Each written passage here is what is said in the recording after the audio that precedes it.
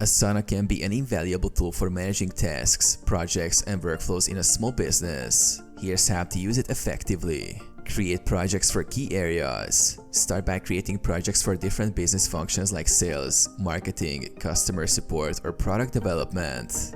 This will allow you to keep everything organized. Break down tasks. Inside each project, create tasks for specific actions. For instance, in the sales project, tasks could include follow-up with leads, prepare proposal, or send invoice. Assign tasks and set due dates. Assign tasks to team members and set due dates to ensure timely completion.